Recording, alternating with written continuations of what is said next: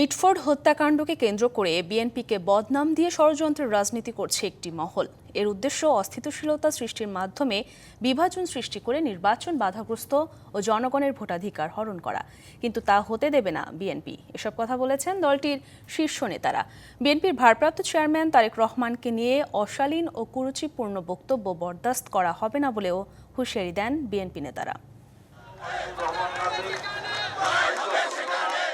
আইনশৃঙ্খলা পরিস্থিতির অবনতি, জনমনে অস্থিরতা সৃষ্টির অপচেষ্টা ও শিক্ষা প্রতিষ্ঠানে শিক্ষার সুষ্ঠু পরিবেশ বিনষ্টের প্রতিবাদে ছাত্রদলের বিক্ষোভ মিছিল সোমবার বেলা ৩টায় নয়াপল্টনে দলের কেন্দ্রীয় কার্যালয়ের সামনে থেকে মিছিলটি শুরু হয়ে শাহবাগ মোড়ে গিয়ে শেষ হয়। এ সময় সংগঠনটির শীর্ষ নেতৃত্ব অভিযোগ করেন, নির্বাচন পেছাতে গুপ্ত সংগঠনের মাধ্যমে পরিকল্পিতভাবে দেশে নৈরাজ্য সৃষ্টি করা হচ্ছে। গোপন সংগঠনের সন্ত্রাসীরা দলের ভারপ্রাপ্ত চেয়ারম্যানের প্রতি ঈর্ষান্বিত হয়ে তারা বিভিন্ন প্রোপাগান্ডা করছে এবং বাংলাদেশের সাধারণ শিক্ষার্থীদেরকে তারা বিভ্রান্ত করে বিভিন্ন স্লোগান দিচ্ছে। যারা এই ৫ আগস্টের পর থেকেই প্রতিনিয়ত গুপ্তভাবে সাধারণ শিক্ষার্থীদের ব্যবহার করে মব তৈরি করার পায়তারা করে যাচ্ছে, তার প্রতিবাদে বাংলাদেশ জাতীয়তাবাদী ছাত্রদল আজকে প্রতিক্রিয়া দেখাচ্ছে। এরপর কেন্দ্রীয় কার্যালয়ের সামনে থেকে ঢাকা মহানগর উত্তর ও দক্ষিণ বিএনপি আয়োজিত বিক্ষোভ কর্মসূচিতে অংশ নেন কেন্দ্রীয় নেতারা। এ সময় তারেক রহমানকে নিয়ে কিছু রাজনৈতিক দলের অশালীন বক্তব্যের তীব্র সমালোচনা করেন মির্জা আব্বাস। বলেন, মিটফোর্ড হত্যাকাণ্ড নিয়ে রাজনীতি করে ফায়দা লুটার চেষ্টায় একটি মহল।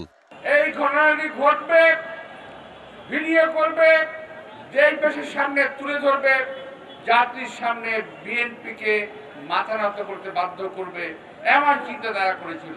এই ঘটনার সঙ্গে বাস্তবের এবং সত্যিকারের বিএনপির কোনো সম্পর্ক নাই। আজকের এই অবস্থায় আপনাদের কথার কারণে মনে হচ্ছে, আমার মনে হচ্ছে তারেক রহমান সাহেবের জীবন এখন হুমকির মুখে। বিএনপি মহাসচিব বলেন, নির্বাচন ঠেকাতে একটি চক্র দেশকে অস্থিতিশীল করার চেষ্টা করছে। পরিকল্পনাটা অত্যন্ত ভয়াবহ, যে বাংলাদেশে আবার একটা অস্থিতিশীলতা সৃষ্টি করা, অস্থিরতা সৃষ্টি করা, বিভাজনের সৃষ্টি করা, বাংলাদেশকে আবার একটা জায়গায় নিয়ে আসা যেখানে গণতন্ত্র আবার তিরোহিত হবে। বন্ধুগণ, তারা চেষ্টা করছে বাংলাদেশে যেন নির্বাচন না হয়, তারা চেষ্টা করছে মানুষের ভোটাধিকার যেন প্রয়োগ করতে না পারে। নির্বাচন আগামী ফেব্রুয়ারিতেই হতে হবে, এর কোনো বিকল্প নেই বলেও মন্তব্য করেন মির্জা ফখরুল। অকথ্য অশ্রাব্য ভাষায় আমার নেতা তারেক রহমান সম্পর্কে তারা কথা বলেছে, স্লোগান দিয়েছে। সাব্বির রোজ, ডিবিসি নিউজ, ঢাকা। আগে চাঁদাবাজি করত আওয়ামী লীগ, এখন করে আরেকটি দল। বিএনপি এখন মুজিববাদ ও চাঁদাবাজদের পাহারাদার, এমন মন্তব্য করেছেন জাতীয় নাগরিক পার্টির আহ্বায়ক নাহিদ ইসলাম। বলেন, গণ অভ্যুত্থান পরবর্তী সময়েও চলছে ষড়যন্ত্র। পদযাত্রার 14তম দিনে দলের কার্যক্রমে বাধা দেওয়ার চক্রান্তের অভিযোগ তুললেন এনসিপি নেতারা। এনসিপির 14তম দিনের পদযাত্রা শুরু হয় পটুয়াখালী থেকে। নতুন বাজার, লঞ্চঘাট, পুরান বাজার, বনানী, তিতাস মোড় হয়ে পদযাত্রা শেষ হয় সার্কিট হাউসের সামনে। এ সময় জাতীয় নাগরিক পার্টির আহ্বায়ক নাহিদ ইসলাম বলেন, মাফিয়া সিস্টেমের পরিবর্তন করতে হবে। বিএনপি এখন চাঁদাবাজদের দল তৈরি হয়েছে, সন্ত্রাসদের দল তৈরি হয়েছে, মুজিববাদের নতুন পাহারাদার হিসেবে আবির্ভূত হয়েছে। পরে পদযাত্রা শুরু হয় বরগুনায়। বিকেলে পৌর মার্কেট প্রেস ক্লাব চত্বরে হয় পথসভা। কোনো স্বৈরতন্ত্র আর বাংলাদেশে ফেরত আসতে পারবে না জানিয়ে নাহিদ ইসলাম জানান, বাংলাদেশে মুজিববাদী ও চাঁদাবাজদের কোনো জায়গা হবে না। বাংলাদেশে ভারতপন্থী এবং পাকিস্তানপন্থী রাজনীতির কোনো জায়গা হবে না। আমরা স্পষ্টভাবে বলেছি যে বাংলাদেশে মুজিববাদীদের কোনো রাজনীতি হবে না, চাঁদাবাজদের কোনো রাজনীতির জায়গা হবে না। এনসিপির কার্যক্রমে বাধা দেওয়ার চক্রান্ত হচ্ছে জানিয়ে লড়াইয়ের প্রস্তুতি নেওয়ার আহ্বান জানান দক্ষিণাঞ্চলের মুখ্য সংগঠক হাসনাত আব্দুল্লাহ। বাধা দিলে বাধবে লড়াই, এবং সেই লড়াইয়ে আমরাই জিতব। দীর্ঘ লড়াইয়ের প্রস্তুতি নিতে হবে। এ সময় এনসিপির আরেক নেতা ডক্টর তাসনিম জাহরা বলেন, নারীদের জন্য আসন কেন সংরক্ষিত? নারীরাও সরাসরি জনগণের ভোটে নির্বাচিত হোক, জনগণের আশা আকাঙ্ক্ষা পূরণ করবে নারীরাও। Arghamitra Tarafdar, DBC news desk. অন্তর্বর্তী সরকারের আমলেই হবে জুলাই হত্যাকাণ্ডের বিচার। 5 আগস্টের মধ্যে দেয়া হবে সব মামলার অভিযোগপত্র। বিকেলে নারায়ণগঞ্জে জুলাই অভ্যুত্থানের শহীদদের স্মরণে স্মৃতিস্তম্ভ উদ্বোধন করে এসব কথা বলেন আইন উপদেষ্টা ডক্টর আসিফ নজরুল। এদিকে সংস্কৃতি উপদেষ্টা জানান 4 আগস্টের মধ্যে সারা দেশে জুলাই স্মৃতিস্তম্ভ নির্মাণ কাজ শেষ হবে। জুলাই অভ্যুত্থানের বর্ষপূর্তিতে নারায়ণগঞ্জে উদ্বোধন করা হয়েছে দেশের প্রথম জুলাই শহীদ স্মৃতিস্তম্ভ। স্মৃতিস্তম্ভে ফুল দিয়ে শহীদদের প্রতি শ্রদ্ধা জানান অন্তর্বর্তী সরকারের 5 জন উপদেষ্টা। পরে এক অনুষ্ঠানে শহীদ আদিলের মা ছেলের কথা বলতে গিয়ে কান্নায় ভেঙে পড়েন। এ সময় তিনি তার ছেলেসহ সকল হত্যাকাণ্ডের বিচার ও শহীদদের কবর সংরক্ষণের দাবি জানান। অনুষ্ঠানে উপদেষ্টারা বলেন, জুলাই শহীদদের প্রকৃত সম্মান হবে বৈষম্যহীন বাংলাদেশ গড়া। দেশে কোনো আধিপত্য শক্তি আসার চেষ্টা করলে জনগণ প্রতিহত করবে বলে হুঁশিয়ারি দেন তারা। বড় স্বপ্ন দেখেছিলেন তা হচ্ছে দেশকে বৈষম্যহীন দেখবার। এই বৈষম্যহীন দেখবার একটা বড় উপায় হচ্ছে দেশে প্রকৃত অর্থে গণতন্ত্র প্রতিষ্ঠা করার। গণভবনকে ফ্যাসিবাদ বিরোধী জাদুঘর হিসেবে গড়ে তোলার জন্য কাজ চলছে। বাংলাদেশে যেন কখনো কোনো আধিপত্যবাদী শক্তি চোখ রাঙাতে না পারে, এবং যদি আসার চেষ্টাও করা হয় সেটাকে দমন করা হবে। এ সময় অন্তর্বর্তী সরকারের আমলেই জুলাই গণহত্যার বিচার শেষ করার ঘোষণা দেন আইন উপদেষ্টা। আন্তর্জাতিক অপরাধ ট্রাইব্যুনালে ইনশাআল্লাহ যেই গতিতে বিচার এগিয়ে চলেছে, আমি দৃঢ়ভাবে বিশ্বাস করি আমাদের সরকারের শাসন আমলেই এই হত্যাকাণ্ডের বিচার হবে। এদিকে দুপুরে গণভবনে এক সংবাদ সম্মেলনে সংস্কৃতি বিষয়ক উপদেষ্টা মোস্তফা সরোয়ার ফারুকী জানান, 4 আগস্টের মধ্যে সব স্মৃতিস্তম্ভ নির্মাণ কাজ শেষ হবে। দেশের 64টা জেলায় জুলাই স্মৃতিস্তম্ভ স্থাপন করা হবে। এটা স্থাপনের কাজ আজকে থেকে শুরু হলো নারায়ণগঞ্জের মধ্য দিয়ে।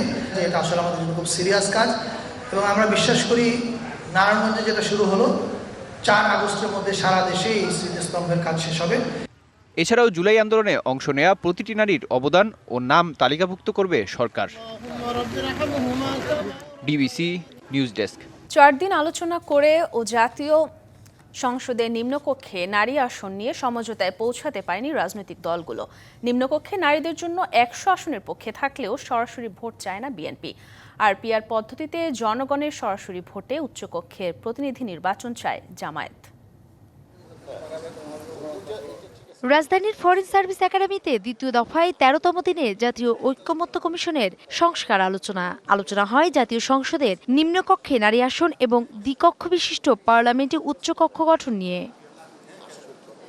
এনসিপি বলছে, উচ্চকক্ষ গঠনের বিষয়ে যারা একমত হয়নি তারা পূর্বের রাজনৈতিক ব্যবস্থা বহাল চায়। সংস্কার কমিশন, নির্বাচন সংস্কার কমিশন সহ ঐকমত্য কমিশনের তরফ থেকে সংসদে নারী আসন বর্তমান 300 আসনের সাথে আরও 100 আসন বর্ধিত করার কথা প্রস্তাব করা হয়েছে। জামায়াত বলছে, সংসদে নারী আসনে নির্বাচন হতে হবে সংখ্যানুপাতিক হারে, আর জনগণের ভোটে নির্বাচিত হবে উচ্চকক্ষের প্রতিনিধি। আমরা নারী আসনকে 100তে উন্নীত করার ক্ষেত্রে আমাদের ঐকমত্য আছে। আমরা নারীরা 100 আসনে পাক আছে। পদ্ধতিগতভাবে আমরা বলেছি যে এটা পিআর সিস্টেমে ইলেকশনটা হইতে হবে। সংলাপে নারী আসনকে 50 থেকে 100 আসনে প্রস্তাব দিয়েছে বিএনপি। তবে এসব আসনের সরাসরি ভোটের বিপক্ষে দলটি। আরেকটা এখানে নতুন করে আজকে একটা প্রস্তাব দিয়েছে, যেটা আমার কাছেও একটু অস্বাভাবিকই মনে হয়েছে। তা হচ্ছে যে 64টা ডিস্ট্রিক্ট থেকে সরাসরি নির্বাচনের মধ্য দিয়ে 64 জন, আবার 12টি সিটি কর্পোরেশন থেকে সরাসরি নির্বাচনের মাধ্যমে 12 জন। প্রভিন্সিয়াল ধারণার মধ্যে নাই, আমরা তো ইউনিটারি টাইপ অফ গভর্নমেন্ট।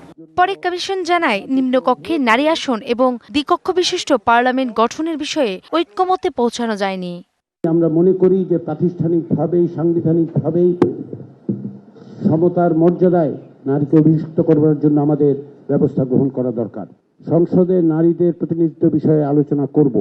ইসলামী আন্দোলন, সিপিবি, গণসংহতি আন্দোলন সহ 30টি রাজনৈতিক দল অংশ নেয় আজকের এই আলোচনায়। নূপুর মাহমুদ, ডিবিসি নিউজ, ঢাকা। রাজনৈতিক দলের নেতাকর্মীদের বক্তব্যে ও স্লোগানে শালীনতা বজায় রাখার আহ্বান জানিয়েছেন ইসলামী আন্দোলন বাংলাদেশের আমির সৈয়দ মোহাম্মদ রেজাউল করিম। কক্সবাজার পাবলিক লাইব্রেরি ও ইনস্টিটিউটের শহীদ দৌলত ময়দানে জনসভায় তিনি বলেন, ষড়যন্ত্র থেমে নেই, তাই নতুন স্বাধীনতার অংশীজনদের আচরণে হতে হবে সংযত। কোনো উস্কানিমূলক কথা যেন না আসে এ বিষয়ে সবাইকে সচেতন থাকার আহ্বান জানান তিনি। জনগণের ভোটের প্রকৃত মূল্যায়নের জন্য সংখ্যানুপাতিক পদ্ধতিতে নির্বাচনের দাবি জানান রেজাউল করিম। জনসভায় জামায়াত, নিজামে ইসলাম, খিলাফত মজলিস ও এনসিপি সহ সমমনা রাজনৈতিক দলের নেতাকর্মীরা অংশ নেন। আমাদের ভিতরে দেশ গড়ার ঐক্য যেন কেউ নষ্ট করতে না পারে, সেটা আমাদের সকলকে সতর্ক থাকতে হবে। আমি আমার নেতা কর্মীদেরকে বলবো, আপনারা বক্তব্য রাখবেন, স্লোগান তুলবেন, খবরদার তার ভিতরে কোনো সময় যেন শিষ্টাচার বহির্ভূত কোনো স্লোগান বক্তব্য না হয়। যুক্তরাষ্ট্রের বাজারে শূন্য শুল্ক সুবিধা পাওয়ার প্রত্যাশার কথা জানালেন বাণিজ্য উপদেষ্টা শেখ বশিরউদ্দিন। যুক্তরাষ্ট্র সফর শেষে বিকেলে সচিবালয়ে আয়োজিত সংবাদ সম্মেলনে তিনি জানান, বাংলাদেশের ওপর চাপিয়ে দেয়া বাড়তি শুল্ক প্রত্যাহারের বিষয়ে মার্কিন প্রশাসনের কাছে নিজেদের যৌক্তিকতা তুলে ধরতে সমর্থ হয়েছে সরকার। মার্কিন প্রেসিডেন্ট ডোনাল্ড ট্রাম্প ক্ষমতায় এসেই বিশ্বব্যাপী চাপিয়ে দেন শুল্কের বোঝা। তারই ধারাবাহিকতায় 1 আগস্ট থেকে যুক্তরাষ্ট্রে পণ্য রপ্তানিতে বাংলাদেশের ওপর বসতে যাচ্ছে বাড়তি শুল্ক। তবে বাণিজ্য উপদেষ্টার আশা, এ সিদ্ধান্ত থেকে সরে আসবে ট্রাম্প প্রশাসন। সম্প্রতি যুক্তরাষ্ট্র সফর শেষে দেশে ফিরেই ব্যবসায়ী, অর্থনীতিবিদ ও অংশীজনদের সঙ্গে সোমবার নিজ দফতরে বৈঠকে বসেন বাণিজ্য উপদেষ্টা। পরে সাংবাদিকদের ব্রিফিংয়ে বলেন, দ্বিতীয় পর্যায়ের আলোচনায় শুল্ক না বাড়ানোর বিষয়ে মার্কিন প্রশাসনকে বোঝাতে সক্ষম হয়েছে বাংলাদেশের প্রতিনিধি দল। আশা করছি যে আল্লাহর রহমতে আমাদের একটা ভালো আউটকাম যেন এটার জন্য আসে, এটার জন্য আমরা সার্বিকভাবে সকলে একত্রে কাজ করছি। আশা তো অশূন্যই আছে, এই জন্যই তো বলছি। এ ইস্যুতে আগামী সপ্তাহেই আবারও মার্কিন প্রশাসনের সঙ্গে বৈঠকে বসার পরিকল্পনার কথাও জানানো হয় ব্রিফিংয়ে। খুব বড় একটা অভিজ্ঞতার কথা বিবেচনা করে আমরা যথেষ্ট জড়িত থেকে কাজটা সম্পন্ন করার চেষ্টা করছি এবং পরবর্তী নেগোসিয়েশনের জন্য তারা সময় দিলে আমরা আবার সেখানে নেগোসিয়েশন সম্পন্ন করতে যাব বলে আশা রাখি। এ সময় বাণিজ্য দর কষাকষিতে দুই দেশের আলোচনার বিষয় সম্পর্কে সাংবাদিকরা জানতে চাইলে অতি গোপনীয়তা চুক্তির কথা স্মরণ করিয়ে দেন বাণিজ্য উপদেষ্টা। আপনি একটা প্রতিশ্রুতি বা প্রতিজ্ঞা করছেন যে এই বিষয়ে আপনি কথা বলবেন না। আপনি কি চান যে আপনার দেশ সেই চুক্তি ভঙ্গ করুক? আর চুক্তি সম্পর্কে না জানলেও বৈঠকের পর সরকারের উদ্যোগে সন্তোষ প্রকাশ করেন ব্যবসায়ীরা। যদিও এর আগে এ চুক্তি নিয়ে সরকারের সমালোচনায় সরব ছিলেন তারা। আলোচনায় যতটুকু আমরা বুঝেছি, সরকারের পক্ষ থেকে এই বিষয়টা সর্বোচ্চ প্রায়োরিটি দিয়ে ওনারা এটা নেগোসিয়েশন করছেন। ওনাদের যে আলোচনা যেভাবে করেছেন বা করছেন, এতে আমরা স্যাটিসফাইড। মার্কিন ঘোষণা অনুযায়ী আগামী 1 আগস্ট থেকে দেশটিতে পণ্য রপ্তানিতে অতিরিক্ত 35% শুল্ক দিতে হবে বাংলাদেশকে। মুস্তফা মাহবুব, ডিবিসি নিউজ, ঢাকা। শেখ পরিবারের নিয়ন্ত্রণে থাকা সূচনা ফাউন্ডেশন এবং সিআরআই এর নথিপত্র জব্দ করতে এনবিআরকে চিঠি পাঠিয়েছে দুদক। বিভিন্ন ব্যবসায়িক প্রতিষ্ঠান থেকে অনুদানের নামে চাঁদাবাজি করা অর্থের বিষয়ে বিস্তর তথ্য পেতে এই চিঠি দেয়। এদিন প্রায় 900 কোটি টাকার সন্দেহজনক লেনদেনের অভিযোগে আওয়ামী লীগের যুগ্ম সাধারণ সম্পাদক মাহবুবুল আলম হানিফ দম্পতির বিরুদ্ধে মামলা করেছে সংস্থাটি।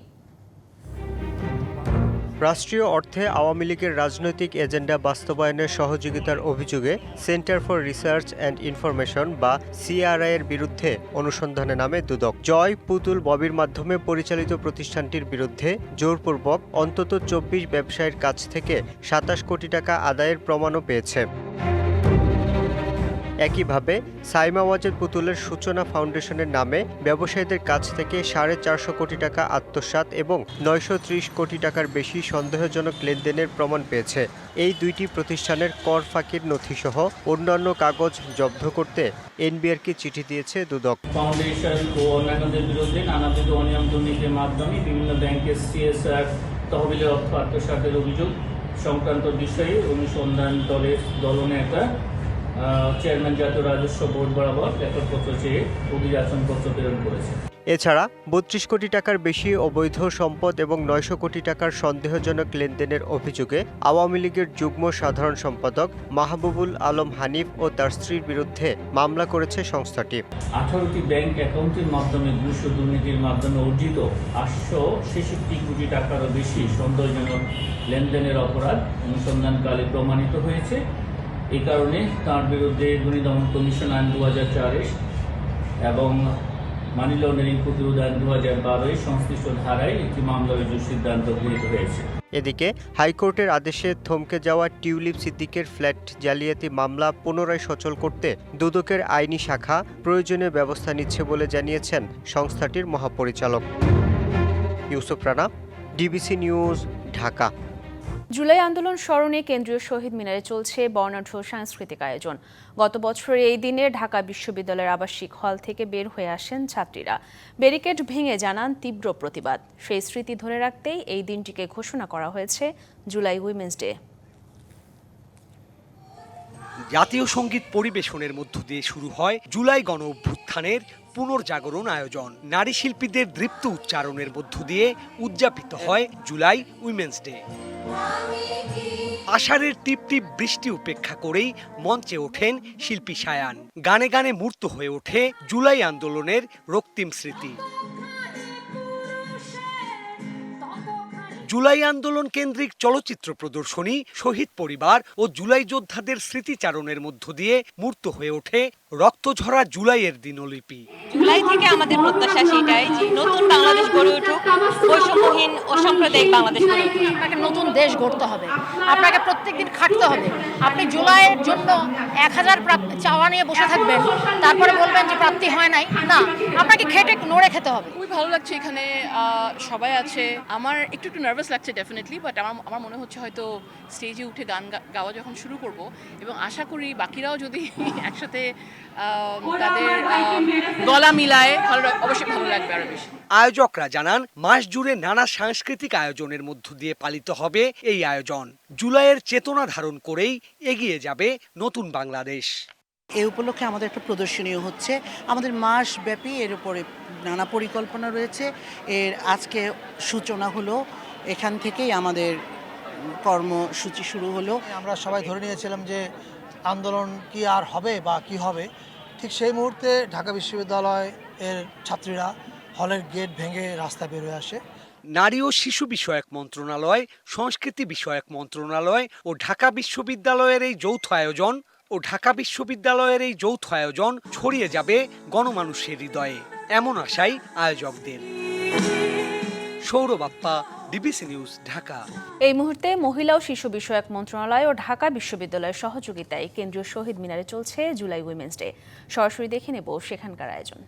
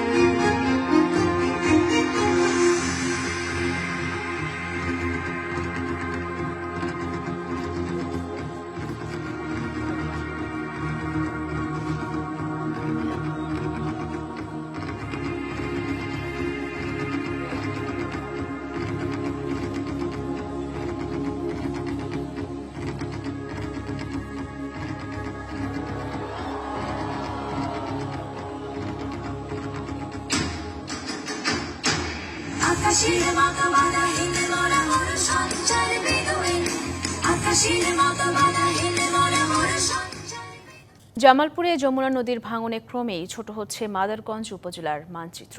এরই মধ্যে সর্বস্ব হারিয়েছেন হাজারো মানুষ। নদীতে বিলীন হয়েছে কয়েকশো বিঘা ফসলি জমি, সরকারি বেসরকারি স্থাপনা ও বসতবাড়ি। ঝুঁকিতে আশ্রয়ণ প্রকল্প। নদী ভাঙনের তাণ্ডবে ঘুম নেই যমুনা নদী তীরবর্তী মানুষের। ভাঙন আতঙ্কে কাটছে তাদের দিনরাত। ভিটেমাটি হারানোর শঙ্কায় দিশেহারা নদী পাড়ের মানুষ। ভয়াবহ ভাঙনে এরই মধ্যে জামালপুরের মাদারগঞ্জের কয়েকটি গ্রাম হয়েছে বিলীন। কয়েক দফা ভিটেমাটি হারিয়ে এখন নিঃস্ব অনেক পরিবার।